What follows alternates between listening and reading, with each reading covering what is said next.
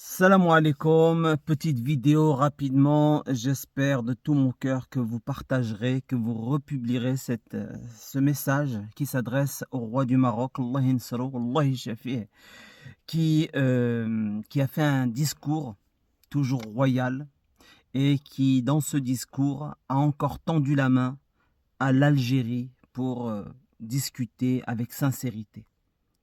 Au lendemain de ce discours royal, un Marocain, Oussama Hamham, ancien footballeur, a été abattu comme on abat un pigeon par les gardes-côtes algériens.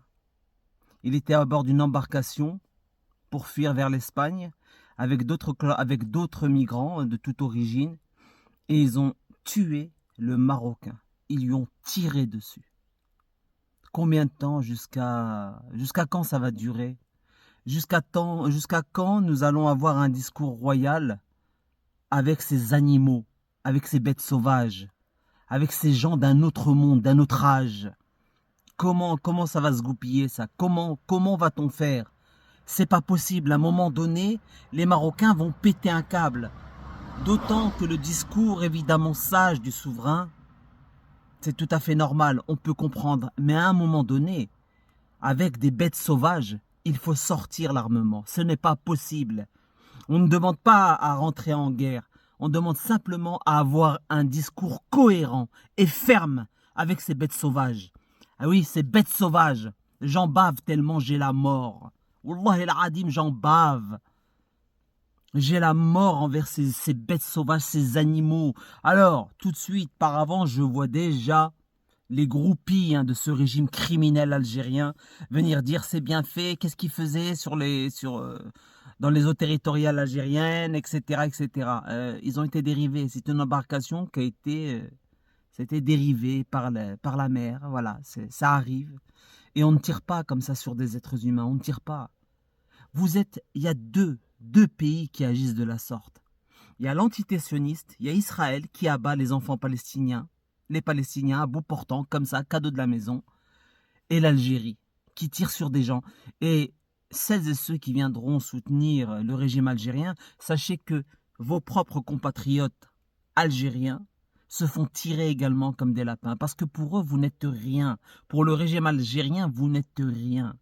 Vous n'êtes que des gueux, des crasseux, et ils vous maintiennent en esclavage et vous êtes là. Et c'est ça, moi, mon admiration envers le régime algérien, c'est comment est-ce qu'on arrive à mettre en esclavage, à torturer, à maltraiter des individus. Et lorsque ces individus fuient le territoire de ces criminels, eh bien, ils continuent de congratuler ces voyous. Comment est-ce possible? Moi, je pense que ce qui cimente ces gens-là, ce qui fait qu'ils ont un patriotisme complètement décérébré, complètement mal placé, malvenu, c'est la haine qu'ils ont en commun, tous ensemble, contre les Marocains. C'est ça qui les unit. Et ça, il faut que notre roi, Allah yansuru, le comprenne à un moment donné. Même si je suis convaincu que lui, les personnes qui l'entourent, que les différents gouvernements qui se sont succédés le savent et l'ont su, le savaient, etc. Mais qu'ils opèrent toujours dans la stratégie de la main tendue. Il faut arrêter ça. Il faut arrêter ça parce qu'à un moment donné, ça fait mal au crâne. Ça fait vraiment mal au crâne. Ça fait vraiment mal au cerveau. On ne vous demande pas de déclarer la guerre. On vous demande simplement, s'il vous plaît, arrêtez de leur tendre la main. Mettez une barrière. C'est eux qui demain se retrouveront dans la merde et fuiront vers chez nous. Il faut arrêter ça. Le Sahara, il est marocain. Quoi qu'ils en disent, quoi qu'ils fassent, c'est fait, il n'y a pas. Le Maroc est dans son Sahara. Le Sahara est dans son Maroc. C'est uni. Je ne comprends pas encore et encore. Alors, j'ai ma petite idée. Moi, je pense que au sein même des instances gouvernementales au Maroc, nous avons des traîtres, des gens qui sont dans l'idéologie socialiste, d'accord, et qui veulent maintenir une relation avec ces pays socialo-communistes. Je pense qu'il y a de ça et que il faut ménager tout le monde, etc. Moi je dis non, moi à un moment donné, il faut rouvrir Tazmamart. Il n'y a pas de problème. Il faut rouvrir Tazmamart. Le premier qui discute les décisions au niveau du palais, Tazmamart. Ça fait? C'est ça qu'il faut.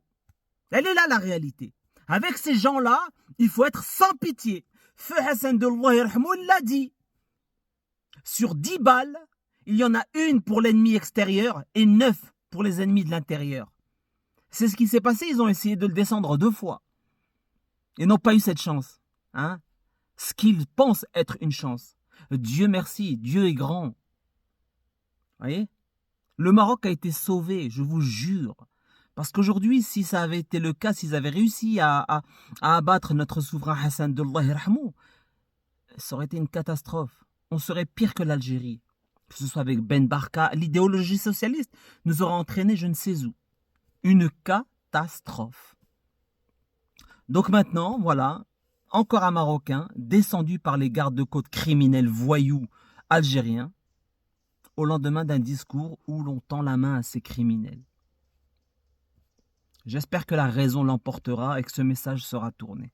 Merci à celles et ceux qui pensent à republier, à liker, à soutenir si vous vous reconnaissez dans ce discours-là, dans ce que je viens de passer comme message. Merci à vous. Salam alaikum.